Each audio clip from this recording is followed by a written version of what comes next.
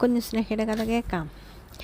ഓലപ്പന്തിൻ്റെ ഉള്ളിൽ കല്ല് വെച്ച് എറിയുമ്പോൾ കുഞ്ഞുസ്നേഹയ്ക്ക് നന്നായിട്ട് വേദനയൊക്കെ എടുക്കാറുണ്ട്. പക്ഷേ കുഞ്ഞുസ്നേഹ കരയാറില്ല. കരച്ചിൽ വന്നാലും കരയില്ല.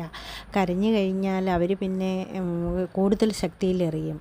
പിന്നെ അവർ കളിക്കാൻ കൂട്ടിയില്ലെങ്കിലോ എന്നും ഒരു ചിന്ത കൊണ്ട് അങ്ങനെ കരയുമൊന്നുമില്ലായിരുന്നു.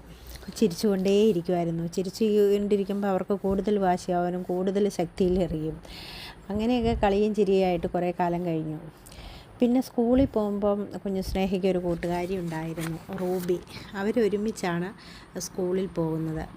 പക്ഷേ സ്കൂളിൽ പോകുമ്പം റോഡിൽ വരെയേ കുഞ്ഞുസ്നേഹയോട് അവൾക്ക് കൂട്ടുള്ളൂ. അത് കഴിഞ്ഞാൽ അവളുടെ മുതിർന്ന കൂട്ടുകാരൊക്കെ ഉണ്ടാവും. അവർ വർത്തമാനം പറഞ്ഞു പോകും.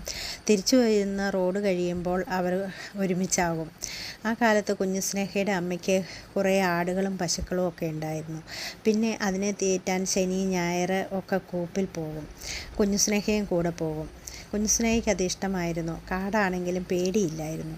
വെള്ളം ഒഴുകുന്ന ചാലുകളും വീട് കെട്ടി കളിക്കലും. മുതിർന്ന കുട്ടിയായെങ്കിലും ആ കുട്ടിത്തം വിട്ടുമാറിയിരുന്നില്ല കുഞ്ഞുസ്നേഹയിൽ നിന്ന്.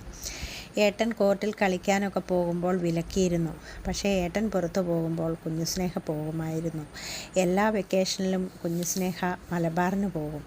മൂവാറ്റുപുഴയിൽ നിന്ന് ഒറ്റ ബസ്സുണ്ട്. അതിൽ കയറ്റി ഏട്ടൻ വിടും, അല്ലെങ്കിൽ അമ്മ കൊണ്ടേ വിടും.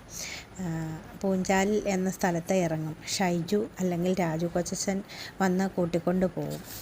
പിന്നെ 2 മാസം കൊച്ചച്ഛന്മാരുടെയും കുഞ്ഞുമ്മമാരുടെയും ഒക്കെ വീട്ടിൽ അവിടെയുള്ള കുട്ടികളുമായിട്ട് കളിച്ച് ഇവിടുത്തെ കളികളൊക്കെ അവിടെയുള്ള കുട്ടികളെ പഠിപ്പിക്കും. അവിടെ അങ്ങനെ കുഴിപ്പന്ത് അങ്ങനെയുള്ള കളിയൊന്നുമില്ല.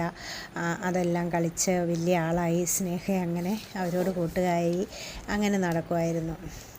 തിരിച്ചു വരാൻ നേരം പാവാടയും ബ്ലൗസും ഒക്കെ എടുത്തു തരും കൊച്ചച്ഛന്മാരും കുഞ്ഞുമ്മമാരും. ആ കാലത്തൊക്കെ 100 രൂപ വലിയ തുകയായിരുന്നു. എല്ലാവരും പോരാൻ നേരത്ത് പൈസയും തരും. അങ്ങനെ സ്കൂൾ തുറക്കുന്നതിന് 2-3 ദിവസം മുമ്പ് തിരിച്ചു പോരും. കൊച്ചച്ഛൻ കൊണ്ടുവന്ന് വണ്ടിയിൽ കയറ്റിവിടും. അങ്ങനെ കുഞ്ഞുസ്നേഹ വളർന്നു.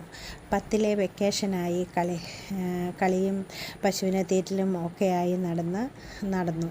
ആ വെക്കേഷനിലൊരു വിശേഷമുണ്ടായിരുന്നു. കുഞ്ഞുസ്നേഹ വലിയ കുട്ടിയായി. പക്ഷേ എന്നത്തെയും പോലെ അതും കടന്നുപോയി, ഒരു ആർഭാടവും ഇല്ലാതെ. സ്കൂൾ തുറക്കുന്ന സമയമാകുമ്പോൾ റൂബിയൊക്കെ PDCക്ക് തൊടുപുഴ പഠിക്കാൻ പോയി. ഏട്ടനും കുഞ്ഞുസ്നേഹയും പോയില്ല. കാരണം അമ്മയ്ക്ക് വിടാൻ പാങ്ങില്ലായിരുന്നു. ആ കാലത്ത് അമ്മാവനൊക്കെ സ്ഥലം വിറ്റ് കോതമംഗലത്തിന് പോയി. ഇടയ്ക്കൊക്കെ വലിയമ്മച്ചിയുടെ കുഞ്ഞുസ്നേഹയും അവിടെ പോയി നിൽക്കുമായിരുന്നു. അമ്മായിക്കും വലിയ കാര്യമായിരുന്നു. അവിടെ സ്നേഹയുടെ ഒപ്പമുള്ള സുനിയും ഉണ്ടായിരുന്നു.